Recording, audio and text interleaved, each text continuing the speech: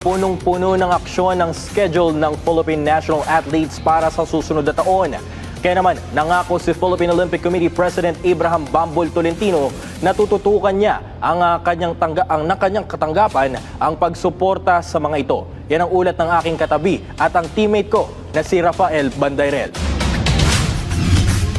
Matapos na muling maluklok sa kanyang pwesto bilang pinuno ng Philippine Olympic Committee, back to work agad si Abraham Bambol Tolentino.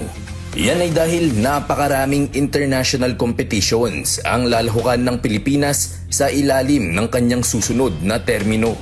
Sa isang eksklusibong panayam sa sports banter ng PTV Sports, inilatag ng POC President kung ano ang mga events na dapat abangan sa susunod na mga taon. Kabilang na dyan ang mga kompetisyon sa 2025 tulad ng Harbin Asian Winter Games at Asian Youth Games na idarao sa China.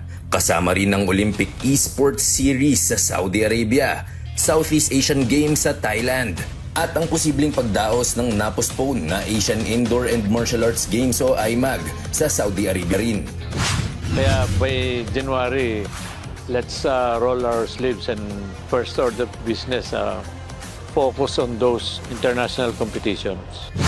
Sa 2026 naman, sasabak din ng mga delegado ng bansa sa Milano Cortina Winter Olympics sa Italia at sa 20th Asian Games na gaganapin naman sa Nagoya, Japan.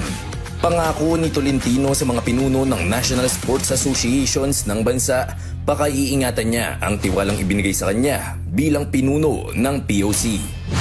We will sustain kung ano po yung ginagawa natin, ginawa natin, at i-improve pa natin dahil marami tayong lessons na natutunan, marami tayong challenges na dinaanan, no? Not only Olympics but all the international competitions. No? Rafael Bandairel para sa Pambansang TV sa Bagong Pilipinas.